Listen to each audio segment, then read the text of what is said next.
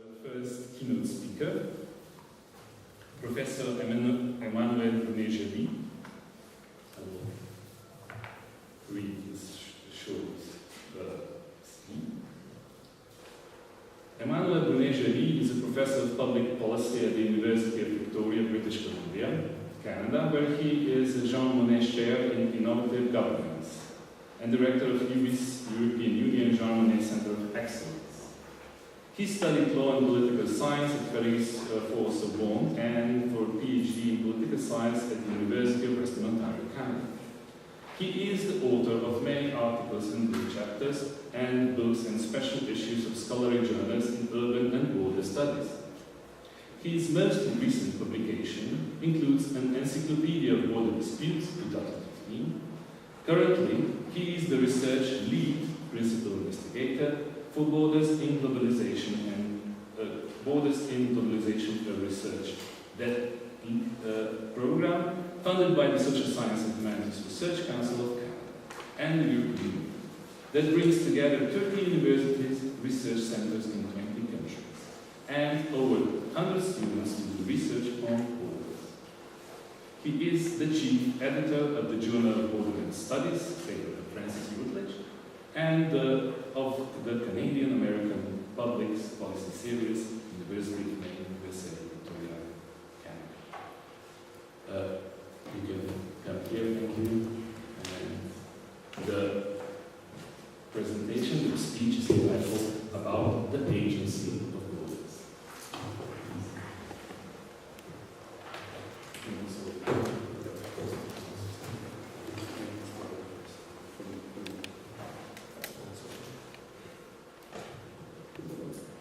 Good morning, everybody. Thank you for having me. I'm delighted to be here. It's my first time in this beautiful country, and I have to say I'm a bit surprised, as I was saying. It's very charming, the city is very charming. I walked through this morning and I was a bit taken away. I should know about this place, so I will come back. I heard you. So I'm going to talk to you about the Agency of Borders. It's a bit of for historians who work on details and who want to know things very precisely, quickly. And I have a group of historians in my research team. I think it's a little bit broad-ranging, but that's what Marco asked me to do, so I'm trying to do something that reviews a little bit what I think are the big issues in border studies, and I have 4 conclusions at the end of the talk that we can discuss if you want afterwards. I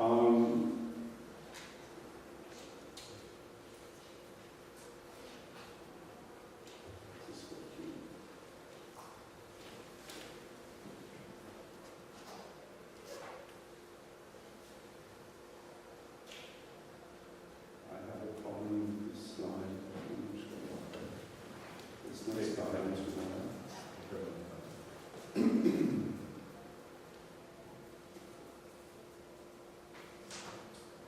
now you can see better. I know it's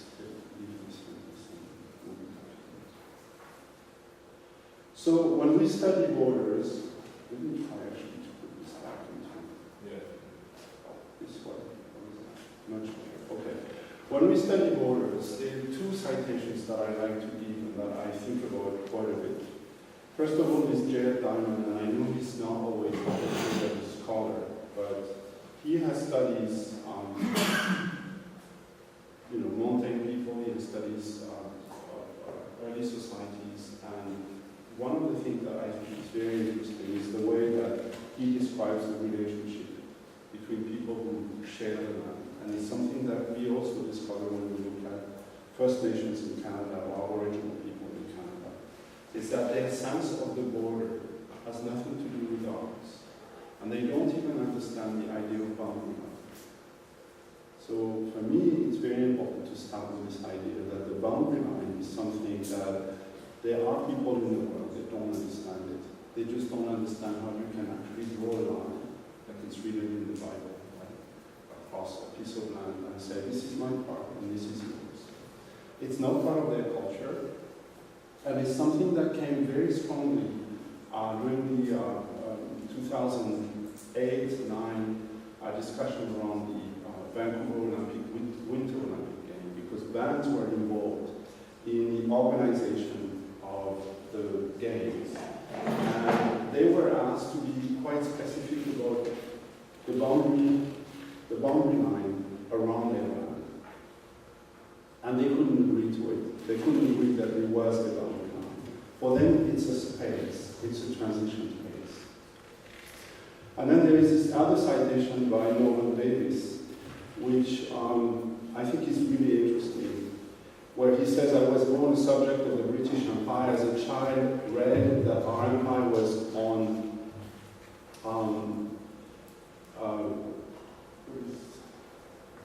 for some reasons, my slides have been eaten away, and I hope later on is not the case. But basically, the idea that the British Empire was so large that the sun would never set on it, and that you could, from morning to night, travel around the world and still be in the British Empire.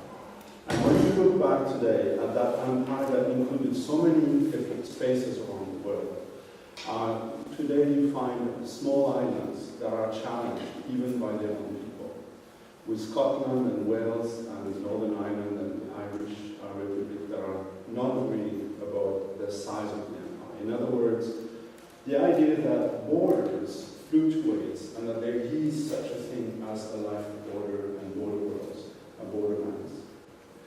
Now, the way I look at this is I look at this historically. And I started by asking myself, when did it start that actually human beings on the earth decided that there was land for us and land for them, us and the slaves, for instance. And how do we differentiate this? Now you have a few pictures here in the middle in black and white. You have Europe, which is a site of oldest city ever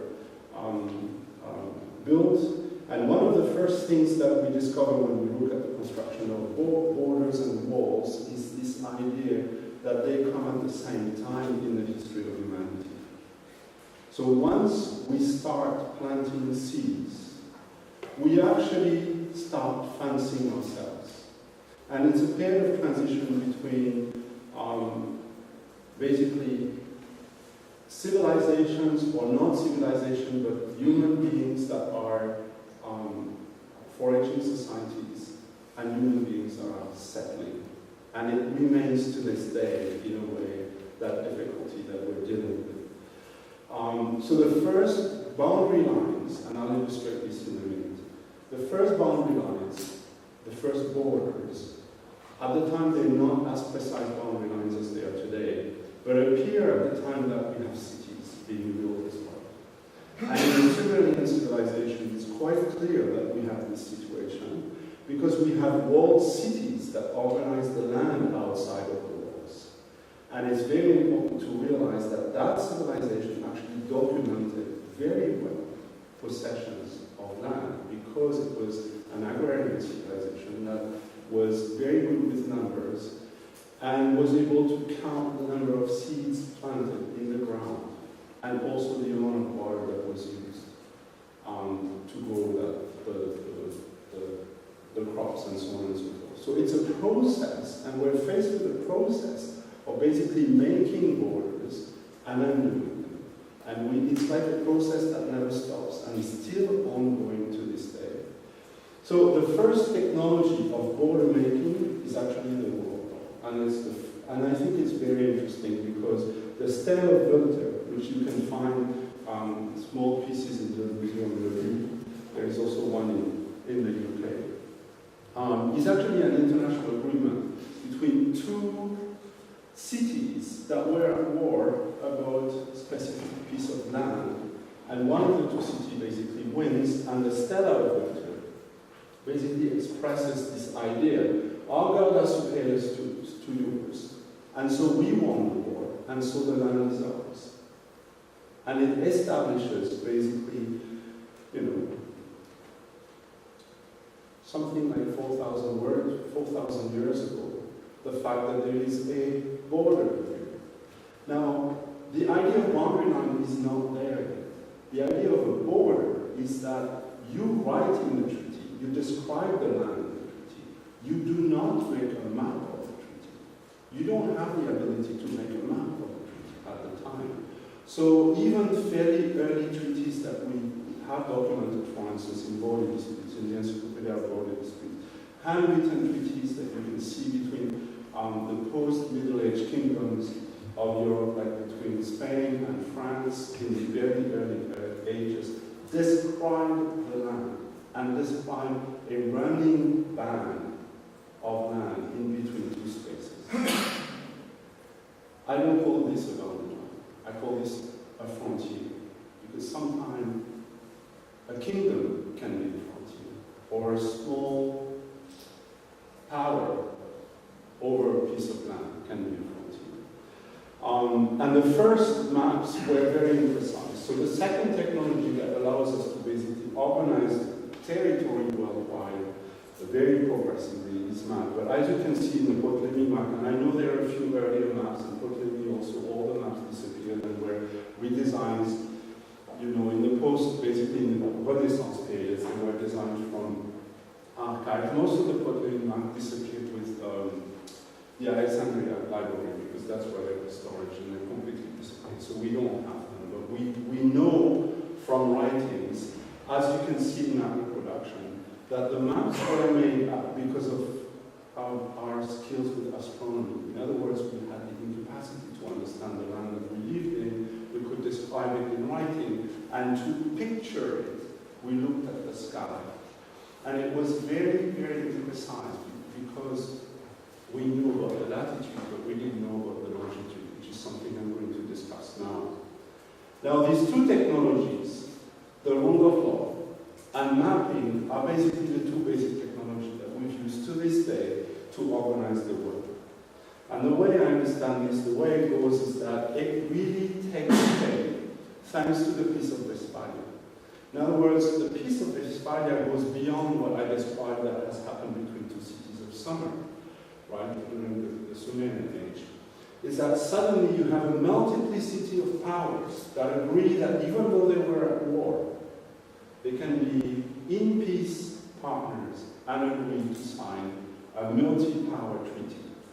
And that all of the powers can agree to it. So basically it's in the 17th century that for the first time the rule of law becomes a general technology to organize the boundaries of that space, right, Westphalian peace. What is interesting here is that most of the land that is actually mapped out here, modern map, but most of the land here expresses that small kingdoms and cities basically organize the spaces between the different powers. So there are very many signatories to this piece. And then a century later, about a century later, you have Harrison, who creates the chronometer.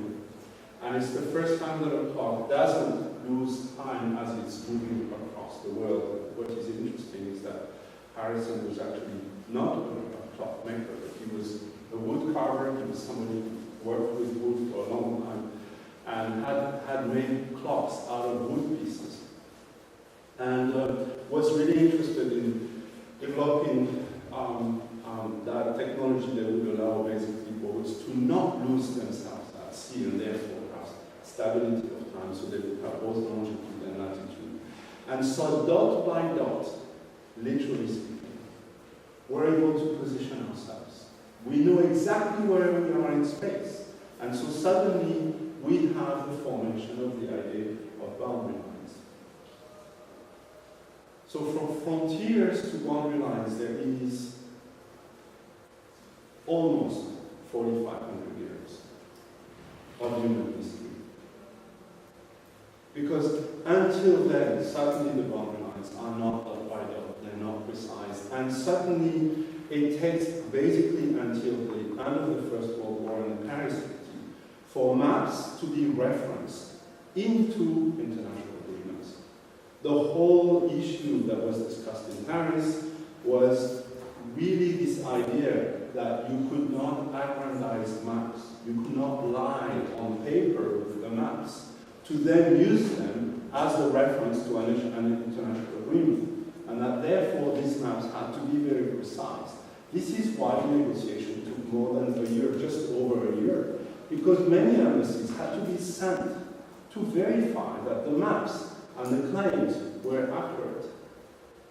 The soft belly of Europe, I like to call it the soft belly of Europe, but we are at the margin of the soft belly of Europe. Here, it goes all the way to the Russian, basically, lands on the other side of Ukraine, were areas where these were very difficult discussions. Because, as you probably know, and I know that we're going to have some talks about Ukraine, some area like Ukraine now means frontier, basically.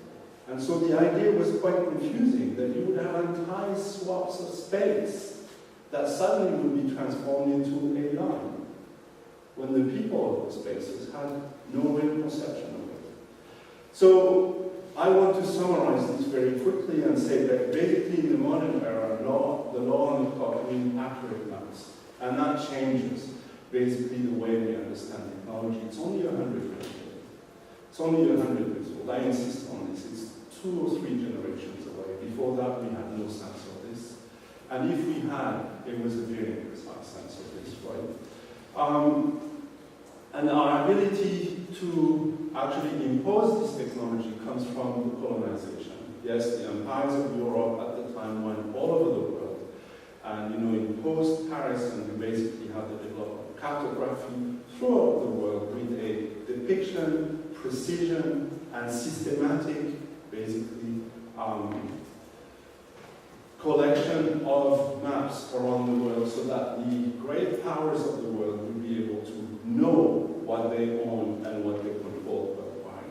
And I think it's really important to realize this, that it's quite clear for me when you read, for instance, the book Margaret Macmillan, Paris 1919, where she describes, she's a historian, she's a Canadian historian, and she's worked also in the UK, and it's quite clear that there is this process of generalization, there is here basically this expansion of this technology worldwide. And that's the picture of the book.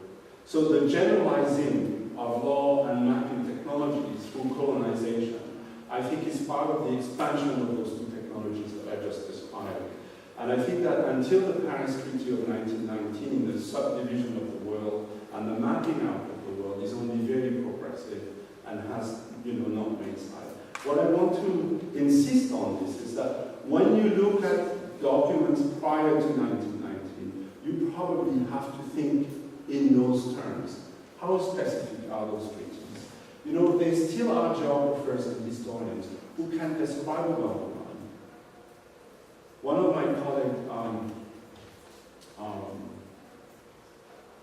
Gibbon, and his family name just escaped me, but who wrote an encyclopedia of borders in the 1980s.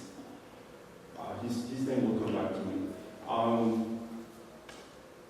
Has written entries for the Encyclopedia of Border Disputes that I published in 2015. And one of the things that I find remarkable is his ability to describe you, when you read his entries, you are walking the land with him, and you can see basically the physical land that you're going across over a few hundred miles. So when he describes the boundaries of Israel, even the many boundaries over the same swaths of space when there are disputes, you actually understand how things vary. This is a way of writing that has always, I think has existed for probably the last 300 or 400 years in treaty making. The problem is it leads to positional disputes. It leads to functional disputes.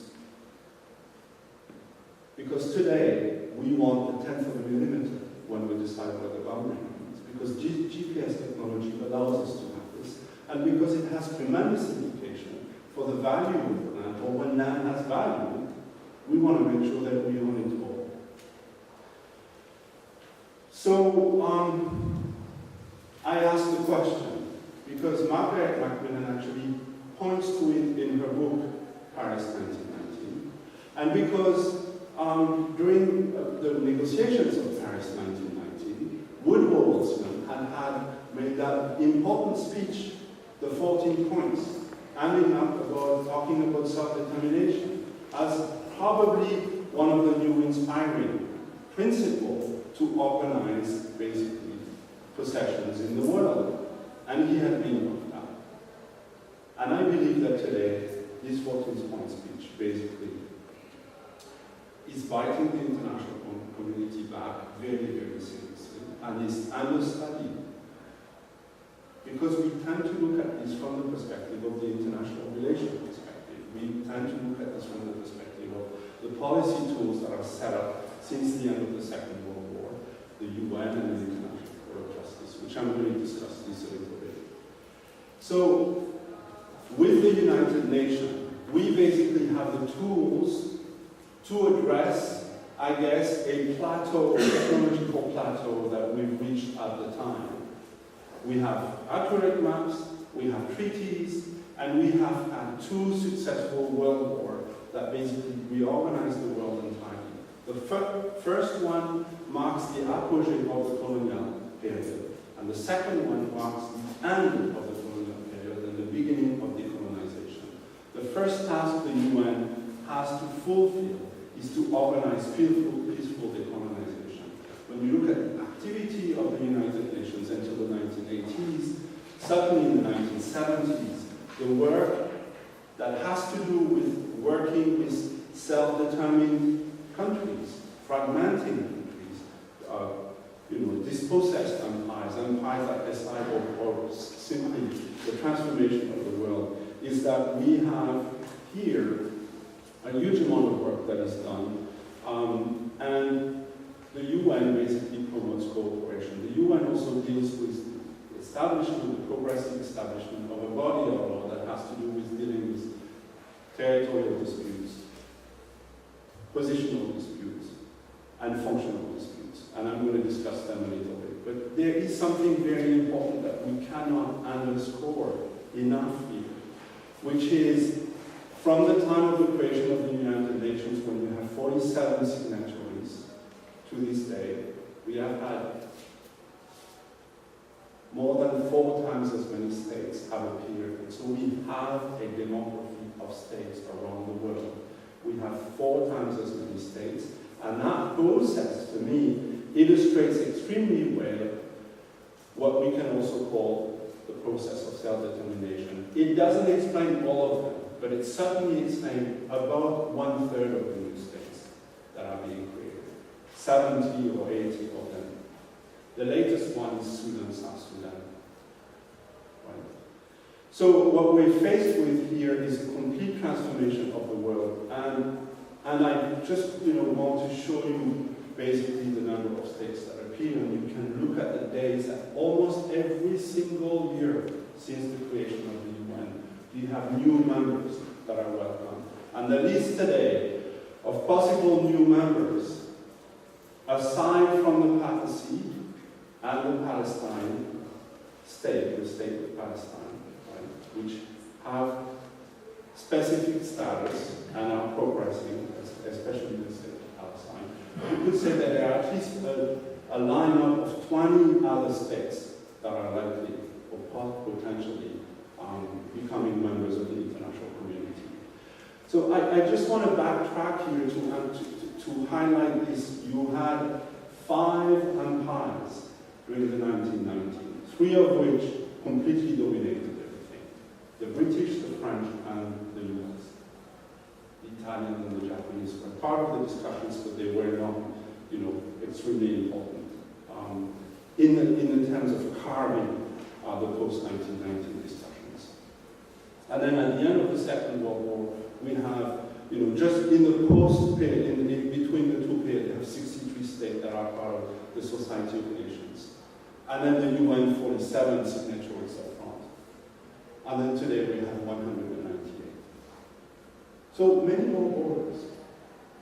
Many more kilometers of borders. Many more reasons to understand territorial disputes, to understand territorial borders, and to discuss them very precisely. To add to the complexity, we have the United Nations Convention of the Law of the Sea. That is negotiated for about 30 years, starts in the 1960s and implemented in the mid-1990s, and has led also to basically the discovery of 430 new borders, if you want. So what I'm highlighting here is basically a fragmentation of the world, right? Territory is one thing, sea is another one. It's also a tension between powers and self-determination. And it's also an evolution of the technology from frontiers to boundary lines.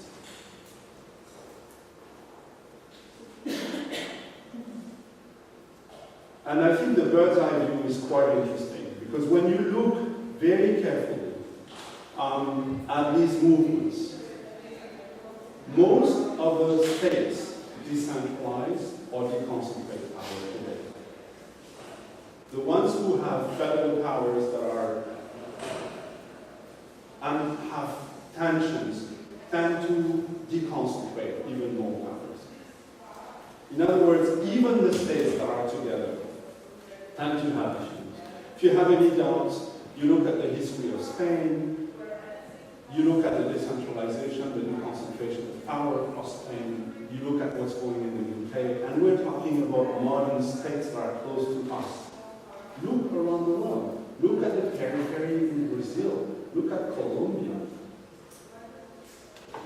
Okay? Look at the militarization of the boundary of the border regions of Brazil, for instance.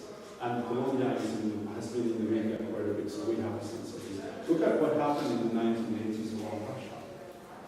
These processes cannot be ignored, right? We have basically, we're in an era where there is a production of borders, and we're in an era where there is demultiplication of states.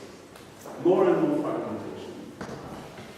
Territory is being reorganized worldwide, bottom up, from the perspective of international relations literature. It basically documents movements of self-determination and fragmentation. And then territory is also being organized top-down, with the fact that the states themselves give away basically power to the local level. Cities, city charters. When I immigrated in Canada in the 1980s, one city had a charter. Today we have many city charters. They have special legal capacities that and they take power away from the provinces and so on and so forth. You have, as I said, First Nations that are fighting legal battle to win complete control over the swaths of lands that are theirs. For instance, a good example is the Yukon. The Yukon is a territory that is about 3 times the size of France. Right? The Yukon watershed for the river Yukon is as large as France. Just so you get a sense of the space that we're talking about. And there are 18,000 First Nations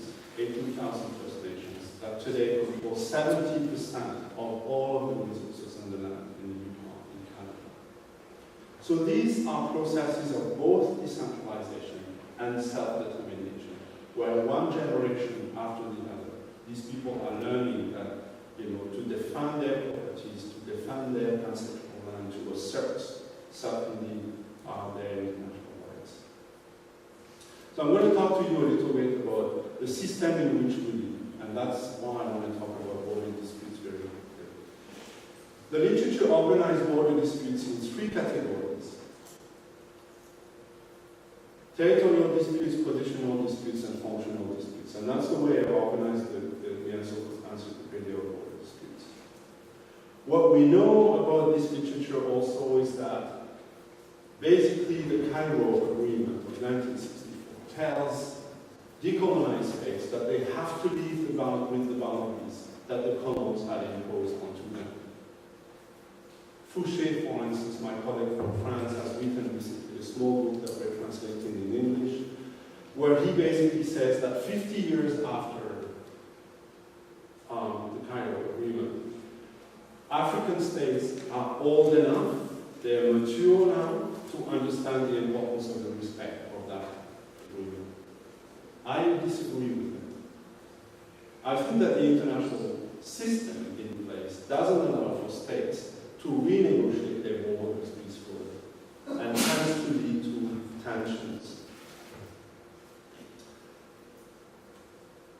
what we have, when we look at the role of the court, what we have is that there are a number of legal principles that apply.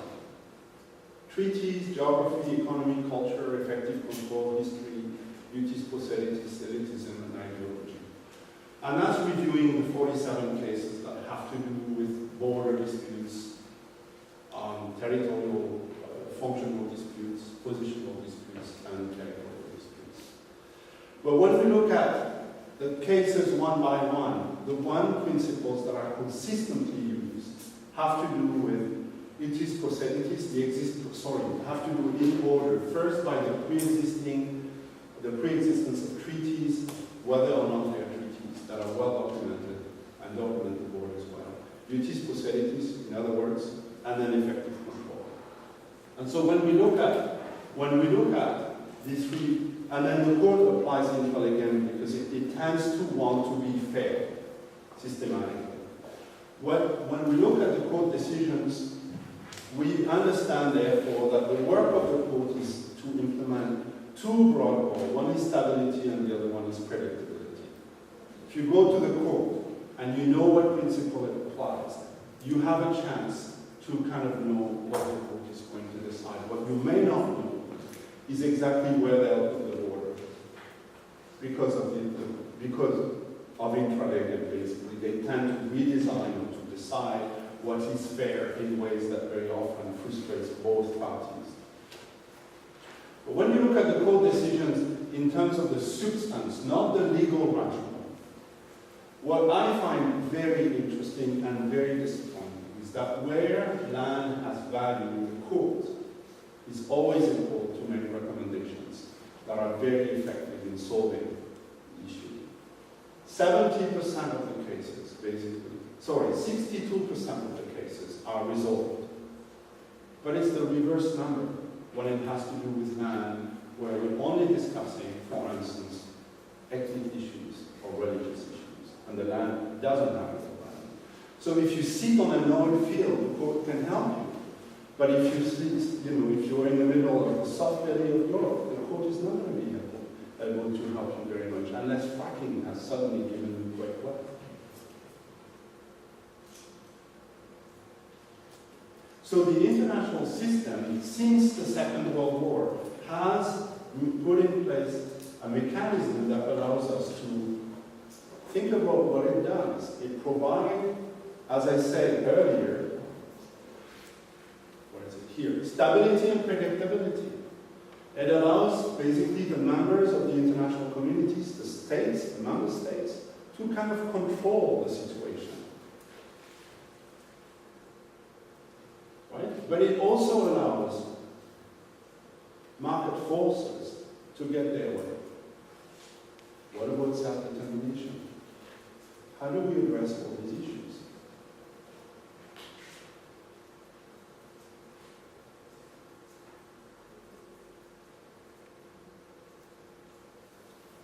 So, thanks to the International Court of Justice, government dominate the system, and stability is provided. Predictability is also in the cards. Lawyers can help you at great cost to basically get resolution if the both parties agree to it. And also the value market forces basically have their way as well. And now I want to summarize all of this. We have systematic repertory, we have technologies that allow us to do this, and we arrive in a way at a dead end today. We have reached this plateau. We know that the technologies we've used for basically 4,500 years have reached their absolute, complete potential. And we still do not know how to resolve very serious territorial disputes. We still have conflict, we still have thousands and thousands of people who are killed because of those. And we have a fully fledged information communication revolution that changes all this. So in this part of the talk, now I'm going to talk to you about what I call the invisible borders, or what I call a-territorial borders. What I've discussed so far is the territorial borders and the mechanisms that we have to basically understand them. But now, with information communications, with biometry especially, we have a transformation of this that is going very deep in the system, and I think it's having a tremendous impact. And it's part of my research program. And these pictures basically summarize this. When you enter the country, you do not have biometric borders, by the way. If you want to see a biometric border, you should go into London. You go into London, for instance, to Belfast, as I did a month ago, and you have to go through 2 biometric borders. And biometric borders, if you have biometric passports, allow you to speak to nobody. All you need to do is show your passport and then enter your fingerprints and look into the camera. And it takes maybe 10 seconds to go across the biometric border. There are biometric borders in some of the Schengen airports, but not all of them. So the literature on this talks about, the 18th and 19th centuries are being disciplinary eras. Basically, they were anti-man. The idea was that the technology of bordering was about bounding territory. We were in the era where we made a very strong difference between what was a frontier, as I described earlier in the talk, and the creation of the boundary line. The boundary line in the first part of this era is as thick as the tip of a pen on a map. And it has its limits, but it's very important to know this. A good example is the Green Line. We didn't have GPS technologies yet used on a common basis when we drew the Green Line. The Green Line is that line that is between, that divides, at least in my own experience, divides the old city of Jerusalem from the rest of Israel. And today there is a highway, because the Green Line on the pen is wide enough to do a 4-lane highway.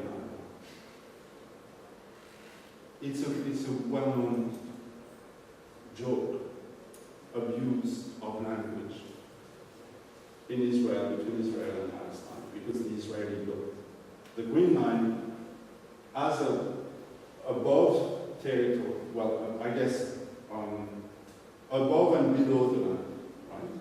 But you have a 4-lane highway with tunnels and so on and so forth. And so the whole issue is that today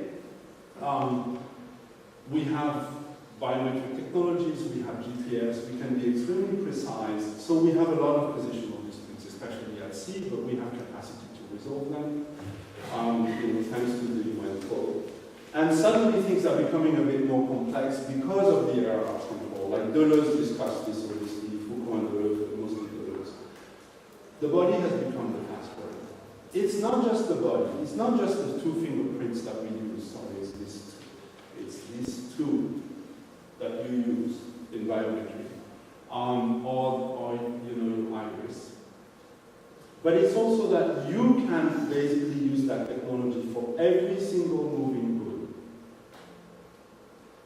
So the boundary line doesn't have to be a territorial boundary line. It doesn't have to do with the boundary of a state.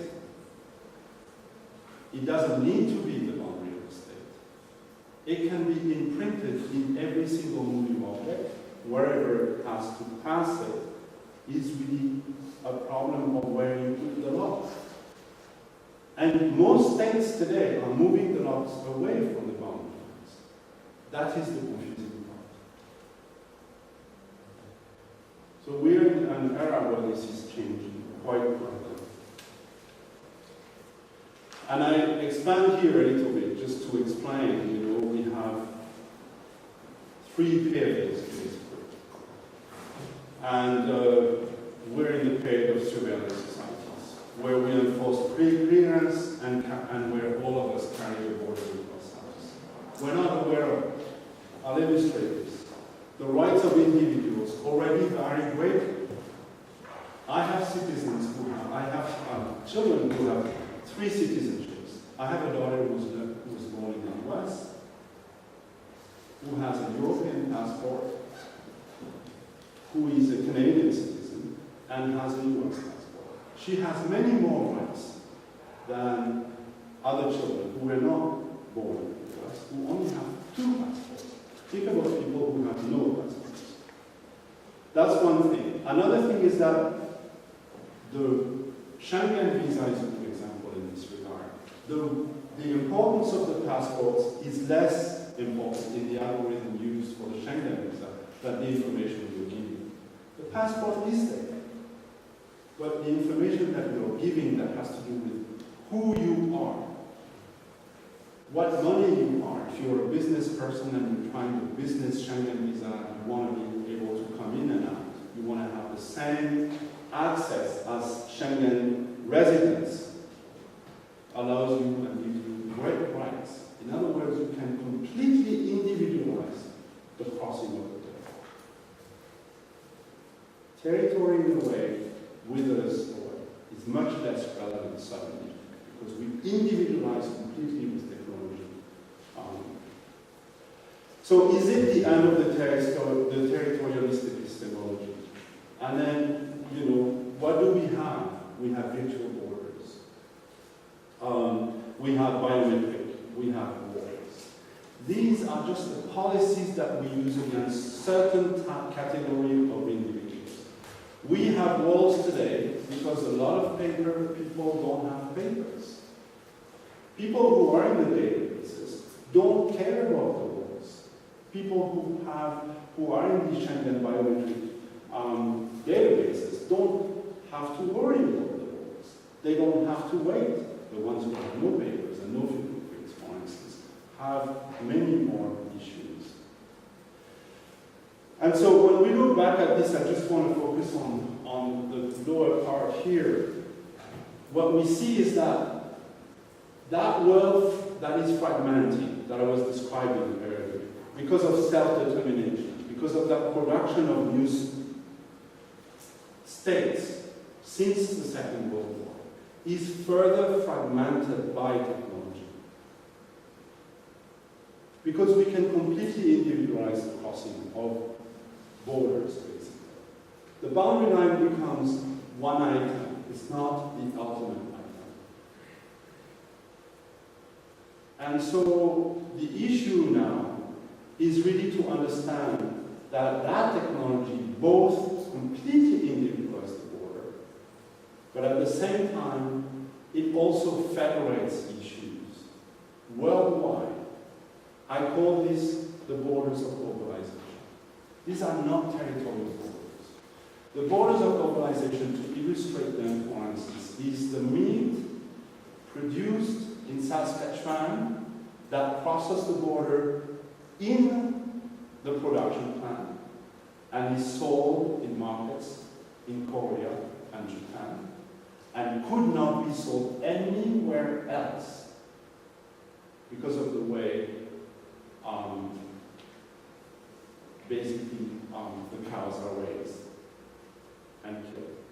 So this meat cannot be sold anywhere else, but it can only be sold in South Korea and Japan. And yet, they cross the border in Saskatchewan. That's in the middle of Canada. That idea is like you take a puzzle of the world and you have two matching pieces for one product. That idea today inspired border security policies and the recategorization of individuals.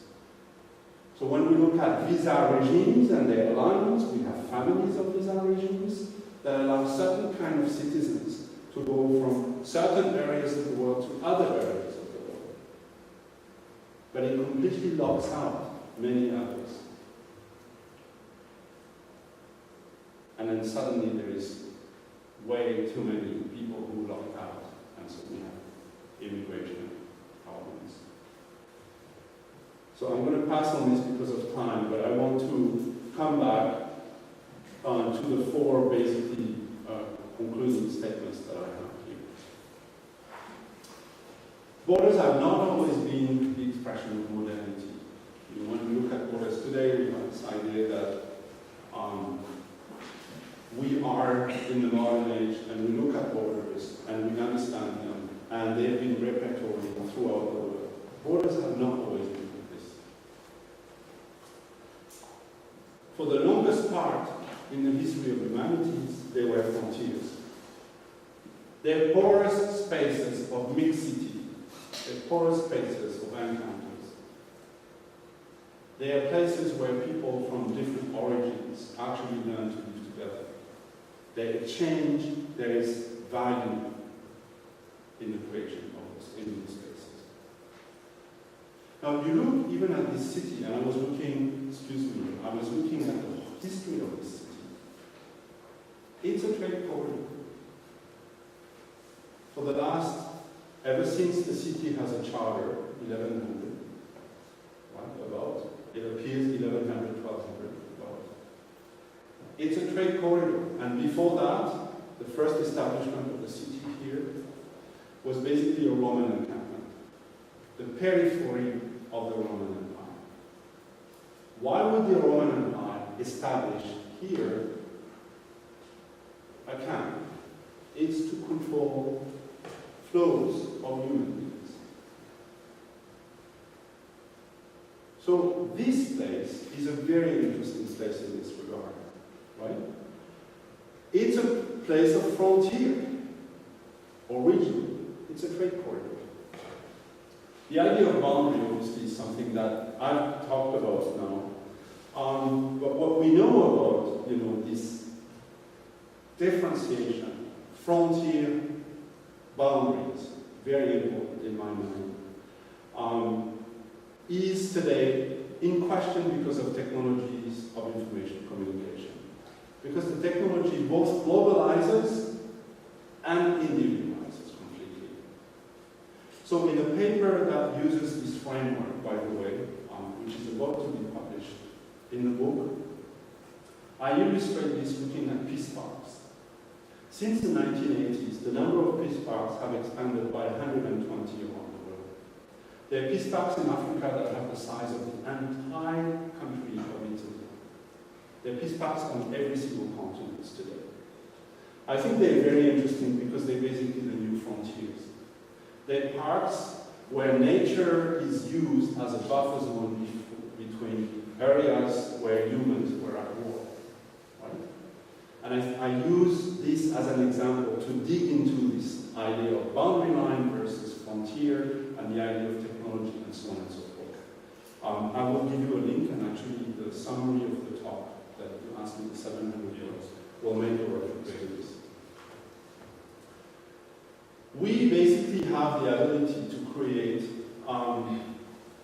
bordering processes everywhere, at least in idea. But again, I want to make these very strong and very clear differentiations. We have the territorial borders that are not uniform, but we also have the borders of globalization that are superimposing themselves and making, in a way, the work of academics much more complex. Because these are global borders. They have to do with phenomena that we're only discovering today. They are not territorial at all. They have to do with the bordering of flows, what Manuel Castells calls spaces of flows versus spaces of places. The second lesson is that globalized forces also influence local politics, political clout, borderland communities, and self-determination. In other words, the process of globalization and the borders of the global world have both that fragmentation, in fact, as they are also allowing for worldwide federation of ideas. It's, for instance, something that I discovered a few years ago. First Nations in the Americas, they all know what each other is doing.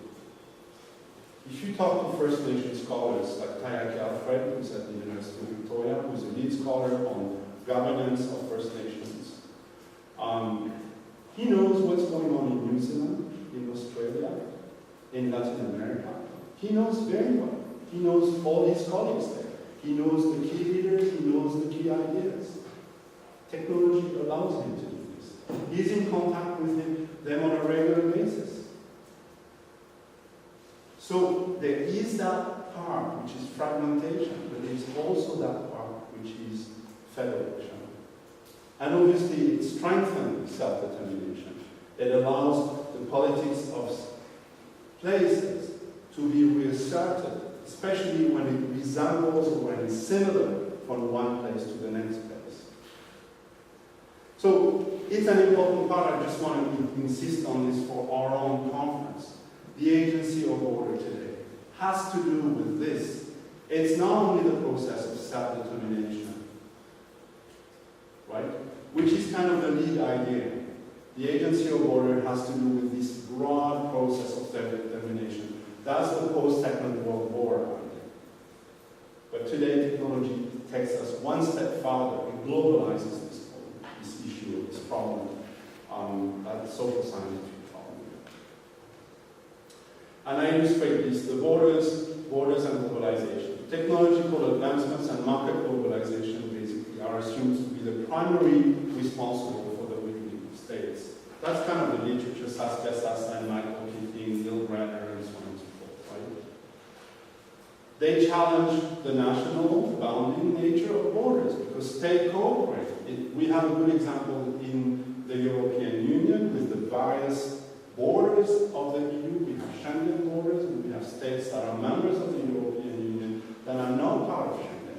Look in your own area. Croatia. Not yet. They're not part of Schengen. And at the same time, there is the global economy, but there is also the internationalization of political, social, and environmental movements and practices. And the work that I've written on peace parks really illustrates that part.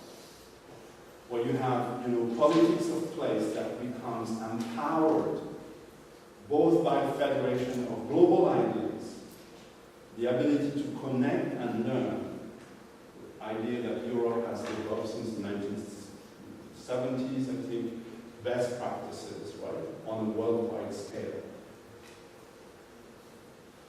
The fourth lesson is a new modernity in border studies emerges. And I think that it's important to be aware of this. The idea of hybridity that we had in the early frontiers until basically the 18th century. Frontiers were places of hybridity, they were places of negotiations. They were understood by the Roman Empire in Europe, and they were in place throughout the Middle Ages until the modern era of states. When you look at, for instance, what became Germany, Prussia was made up of about 300 little kingdoms, some of which were bigger than others. While the one at the periphery very often served as frontiers between greater power. And a good illustration of this, I think historians would be very well aware of, is that they sometimes were in between two powers with allegiances that were difficult to negotiate. The island of Tsushima, which is between South Korea and Japan, is a very interesting case in this regard, because it carried two seals for about 3.5 centuries, without the kingdom, the Empire of Japan being aware of it, and without the Korean Chinese being aware of it. And they rewrote all the treaties so that there would be no war. So if you go to the municipality of Tsushima in Japan, you can see the seals in the museum. Right? I think it's really interesting. So this idea of hybridity and of frontier becomes again really important. Borders are liminal territorial and maritime areas where humanity in the face of the global economy really brings solutions to human and social ecological dislocation. So overall, I mean, final words, borders here, there, everywhere. Potentially we have borders here, there, everywhere. But it has a huge technological cost, and like everything that humans do, I think it adds in layers. There are places where we will have a presence of these new global borders. Like, in Heathrow Airport, you have a sense that, when you go across each biometric borders, that you are entering different worlds. You have a sense that this is a place where it's probably being implemented. And that's where you can sense it and touch it. But there are other areas in the world where this will probably not be there, implemented a century from today. I'm thinking, maybe in the Yukon, on the border between Yukon and Alaska, where you have bands. We had a summer school last year where we talked about border security, and one of the leaders, Aboriginal leader who came and talked to us about his mom. His ancestors have a burying place in the borderland. His mom was born and lived in an area which is in between the two border posts. In other words, on what we could call, the boundary line when it was the tip of a pen on the map. She's 80 years old, 70 years old, it's not very important, but she has never accepted to carry either the US or Canadian passport. What do you do with people like this? Every time you have new border guards coming from, let's say, the south of Mexico, the south of the US, on the US side, on the Alaska side, or every time you have border guards that are coming on the Canadian side from the airport, Toronto airport, they have to be educated again that yes, they are residents, they are villages in between the two border posts and burial grounds, and that these people who live there don't carry papers.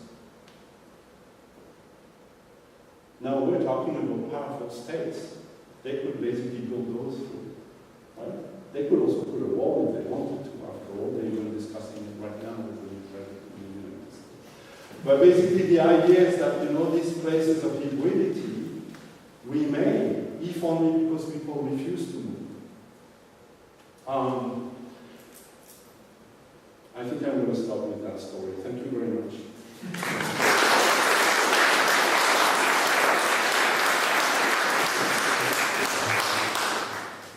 Thank you very much for this, Professor Lejeune, this incredibly interesting and intriguing and lecture, and gave us so many, not just questions, but also ideas and different perspectives on my own research and our own situation, also political outlook in our country.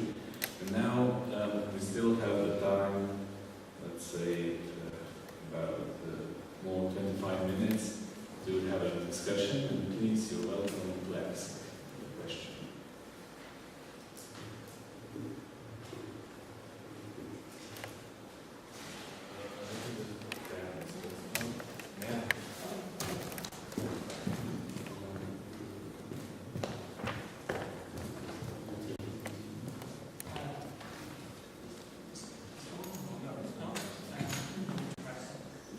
Держи який час.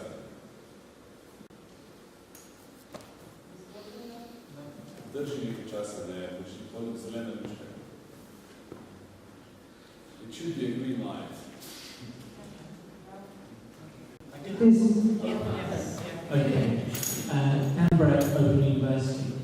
Just about your last point where you mentioned about educating border guards. And generally, given, I'm just thinking about the UK, and given the fact that in various criticisms that it's a deeply racist institution, that it's one whereby people who don't like foreigners go into it, and the kind of the politics of borders when kind of domestic politics is towards keeping everybody out and things like this, the people who are perhaps least sensitive to the sensitivity of borders are the people who are kind of dealing with this, and where we see the interaction between kind of the hybridity and the people who are in these liminal spaces, these ambiguous spaces, and the kind of very hard domestic politics, which we're seeing with the rise of populism and things like this.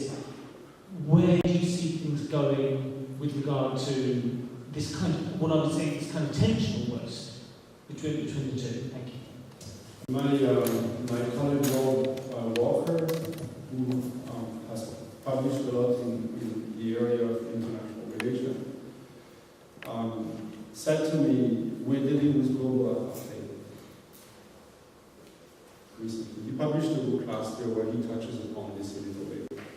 So we can effectively, be in a situation where we create a world that will be completely fragmented, with some elites that will be able to cross, and then others that will be locked in. We don't have to create this world, but suddenly we have the technology today to do this. That's why I insisted a little bit in the talk to describe, the impact of technology. Technology is very powerful. You don't even have to interact with human beings anymore, either in the database or your nodes, and the log can be anywhere. It could be your own homes. Now that you have intelligent buildings, at least in North America, they appear more and more. People don't even need to carry keys or ID for that matter. They just have the right or not to walk in. And there are entire areas of buildings that are locked out. But I think there are two dimensions. There is the politics of place issue, and then there is,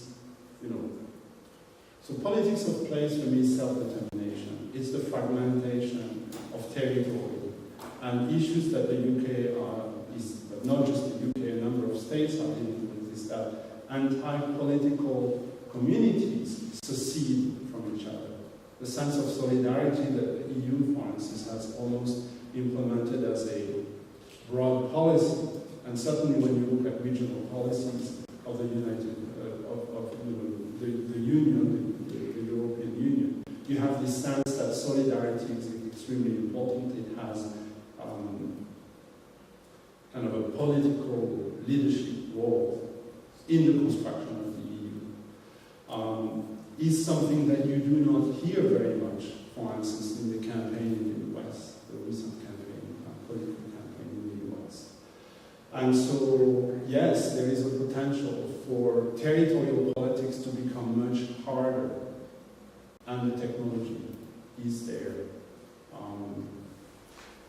So in my mind, there is this idea of territorial politics, the fragmentation of the world that way, the rise of nationalism, I guess, both in Europe, but also of, the sense of insularity that you have in the Americas, not in the Americas, in North America. Canada should be included in this, actually, to a certain extent, because there are people in Canada who are also nativists, a little bit like, some of the trends that are sustaining Trump. So there is a potential. And I think it comes in a way from the perspective of border scholars and border scholarship. It comes at us with surprise, but also confusion. The global borders are not the same as the territorial borders. The global borders that completely individualize and federalize are connected because they reinforce, in a way, issues of self-determination, issues of territorial control. And an example I gave example during the talk, but an example that comes to me is, First Nations in Latin America that defend that this is their ancestral land, and will go to court to, for instance, control mining today, and win. So you do have that aspect, but it's also that it goes beyond when anti-territorial sorts of land are basically disconnected from this. Now, for me, border guards themselves, or people who basically man boundary lines, are just instruments. They're states' instruments. So we need to link them back to the politics of those given the communities that we look at. What you described specifically, the UK or England, is basically an English view of what the border guards should do. The idea of big city there, the idea of frontiers is not very present. And I don't know what's best for what, but that's for each community to decide. But these are categories that we need to keep in mind when we piece out all the data that we look at. I don't know if I'm answering the question.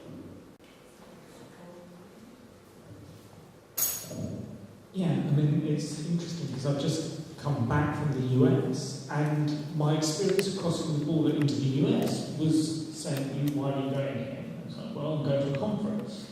And then she said, well, where's your invite from the conference organiser? I said, well, nobody's ever asked me to bring it. It was a very arbitrary experience that a border guard can say, well, I'm going to let you pass this time, but next time you need to do this, this and this. And it was very unofficial, it was very arbitrary, and you think so, there is a lot of power that is being vested in one individual who can, on a whim, make up or declare a new rule about, and you're going, well, where does this come from? And what, and that's sort of, so I mean, just sort of, follow up on the comment from Cody. Thank you. I think it was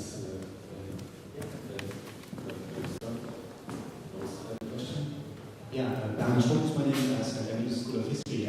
Wonderful talk, broad and very, very inspiring. And I think if I had to limit it down to one question, I'd like to pick your brains, if I may, on the point where you mentioned Belfast, biometrical data, and crossing borders as an individual rather than something else. And you said, well, this could be the future of border crossings, biometrical data, in a passport, you stare at the camera and you cross. I was wondering, as a historian with an interest in the early modern period and travel, 18th century, my travellers in the 18th century, they had individual passports that allowed them to go from place to place. Before then, we see a very different territorial regime and the concept of the modern passport that makes me a German, you Canadian. And I was wondering where you see the tendency going. I mean, I guess me travelling with a German passport is quite a privileged position as it is, I guess, with a UK passport, even though you were stopped at the border because you didn't have your PhD paper.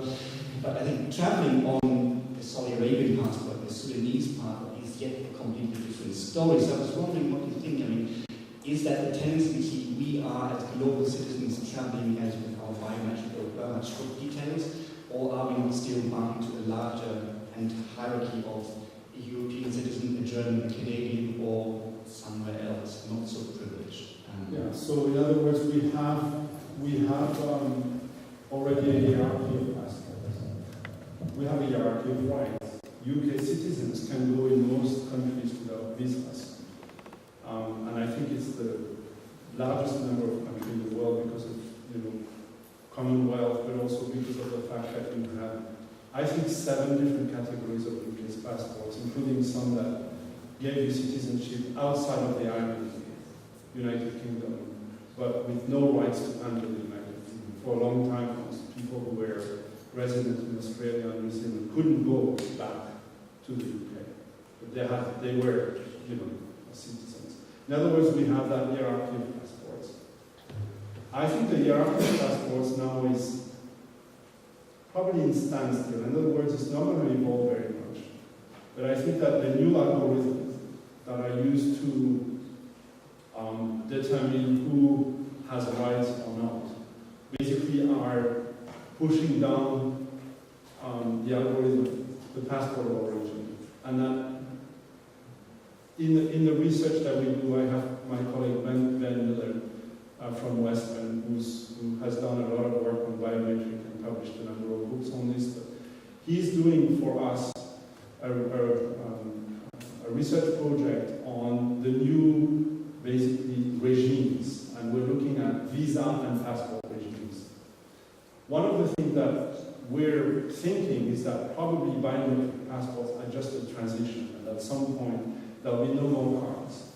So we have biometric cards in North America that have the quality of a passport. In other words, they have the same level of standard, the same level of security in the production chain from the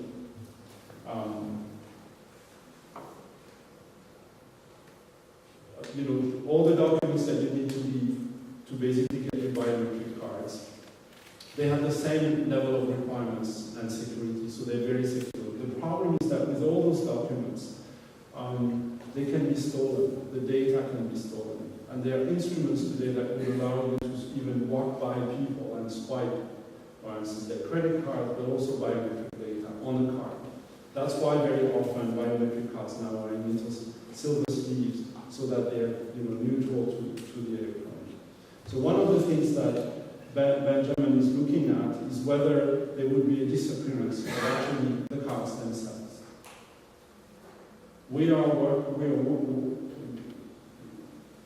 Even 10 years ago, buying things on the internet was new in most places. Today, buying things on the internet is more than common, for instance, in the UK or in the US. In the UK, I think more than 60% of purchases are done on the internet. And so, from the perspective of security agencies, it's very likely that at some point, humans will be comfortable with having no physical representation of themselves when they travel, but their physical appearance. That's why I say we're the key. And then the law can be almost anywhere. Right? So that's the first point, is that the old letters of agreements that people carry as passports, and then state passports, the first ID cards, and all of this, that process is coming to an end, where we'll have basically no documents, but people will be in databases, big data. And that may not be our generation, but it could be, in parts, the borders of globalization. And it may also be that it's only some part of humanity that have access to this big data that are in the databases, right? When you look at the statistics on this, you can see that there are certain levels of even ID across states. So in France, for instance, it's a legal requirement that you carry your ID at all times. And it's been in place since Napoleon Bonaparte in the 1800s, right? And so people don't even question it. The ones who question it are people who have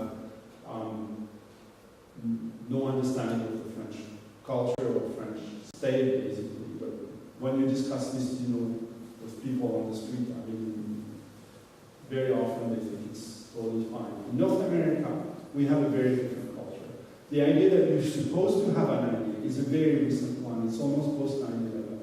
And the idea that you should actually have a passport other than a driver's license has been a whole issue in the 1990s. In Canada and the US, people were outraged that they'd be asked to have something else than a credit card to prove their identity. I have a credit card. What are you asking me for? I want a picture ID. Picture ID. Here's a picture ID for mine. But that's the whole point. And so that's why today we have biometric cards that are both very often health cards. Like in Canada, we have health cards that are biometric cards and also a driver's license. And we can use them to go to the US, at least in British Columbia. We can use those to go to the US. I think these eventually will disappear. Now, the other part of the question has to do with kind of the future of filtering. And I think that the borders of globalization will basically almost ignore completely the citizenship of origin. It may still be in the algorithm, but it won't be in the first 5 or 10 categories. It will be down the categories. It will be much more important to basically reapply. And a good example is that if in North America you want a Nexus card, or if you want a card that allows you to cross the border of Mexico, the US, and Canada, the name escapes me right now, I think it's called Global One, you are asked to give a lot of papers and you go to interview as well. In other words, they want the primacy of having, they want to be able to ID you physically, and they want to make sure that all the papers you're presenting are completely coherent. And so they start everything from scratch, basically. But once you're in the system, you don't need a card. Today, they give you one, but you don't really need it. Your biometry is inside, all your fingerprints, your irises. You don't even need a chip. Some people talk about having a chip, but because the booths that you go through are very expensive and the chip would be much cheaper. The problem is the frequency of the chip. If you use, for instance, what do we call this, what do we call this, when we connect the phone to Bluetooth. If you use Bluetooth, it's actually fairly fragile technology. You could use Bluetooth, but we need to find something that is much more secure than that. So that's kind of the answer. I think the idea, that's why Van is looking at this, I think the idea of having visas may basically take over the passports, even though we're in a period of transition. That's why the Schengen visa is really important, because it's almost a challenge to Schengen passports. It basically takes over the Schengen passports.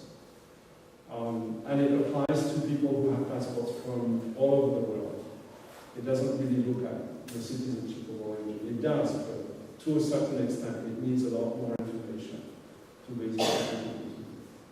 So we have these two things that are basically coming together and changing this. Now, obviously, in the global security system, if you're in a database, you can be anywhere in the world, right? The boundary line, the boundary line can be located. You're the key, and you can just test it. Each individual will have different kinds of rights, and the right regimes then become the whole question. Now, people are aware of this when they look at regulatory systems, and I'll illustrate this to give you a sense of dimension here, because it's a very important aspect. I think I have lots of colleagues who are aware of this. The aterritorial borders today is already in place in many areas of businesses. So if you look at, for instance, regulatory regimes for transportation in Canada, and for transportation, let's say, of primary good, oil, gas, coal, wood, the systems are electricity, the systems are very different. So we looked at this very carefully in Borders and Globalization, my research program. And I have colleagues who basically looked at each category from the perspective of Canada. What we discovered is that for electricity, there is one regulator that completely federates the markets for the whole of North America. So if you are, let's say, a farmer in the Yukon, and you have one of those big propellers, and you make enough electricity for a city of 25,000 people with a propeller, you know, one of those gigantic ones like you see in the North Sea here, you can feed into the system and be paid, and you're completely autonomous at home. And your electricity may travel all the way to the south of the US. One regulator, and the puzzle is completely unified by that system. If you have an oil rig, it's possible that you can't even send the oil beyond the end of your municipality. Because the puzzle is completely fragmented, and nobody agrees and hasn't been able to agree on this. Now, if you're moving by truck, oil, or wood, or coal, across Canada, east-west, you have to change truck in the prairies to go into Alberta and British Columbia, because the standards are not the same. So these abstract borders that are made of regulatory systems, and I think, you know, in Europe it's important to realize that these are coming, they're very strong in Europe, for instance, in the negotiation with the UK, post-Brexit. This is where it's going to hurt very much. Small regulatory system could completely throw off balance the city today. It's only becoming a reality today. But you know, if you force, for instance, every single operator in the city that has massive, who's greatly dependent on the continent to exercise, to basically do business. If you force them to recapitalize because they're not part of the EU anymore, they basically have to recreate a business from scratch. They may lose all their customers. They may just as well move away. And this is an alternative reward. It's the kind of things that you're struggling with when you're looking at, you know, this idea that the boundary line stopped, that the administrative power stopped at the boundary. So today we have both phenomena. Politics of place bounds. It's the EU regulating a specific economic activity and bounds it completely. But it can also straddle over. When we talk about the multiplicity of regulatory regimes that the European Union has implemented, we have a good example of this. The economic community and Schengen are not the same, for instance, right? Schengen includes Iceland. Why? They're not part of the economic community. Anyway, the point is, these are the new borders. They both straddle in certain areas, and they both bound at the same time.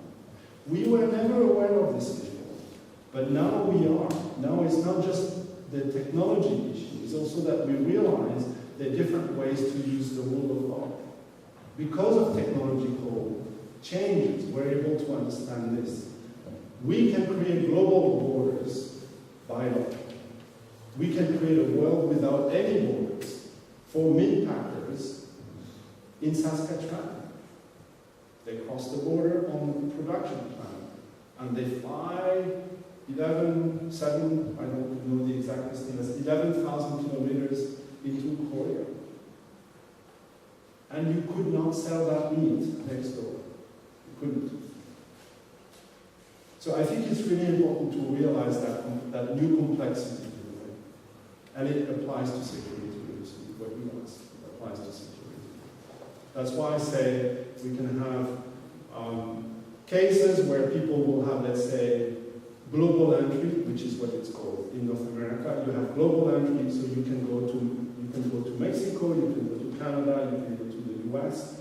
You never have to show anything, just your card, and you go through the border booth with biometric visa. You could have this system across many different countries. You could have global entry, including the whole of Schengen, or just Japan and Korea. Or even, you could have global entry for certain airports in certain places in the world. So you could have global entry, let's say, between Singapore and Hamburg, and that's all.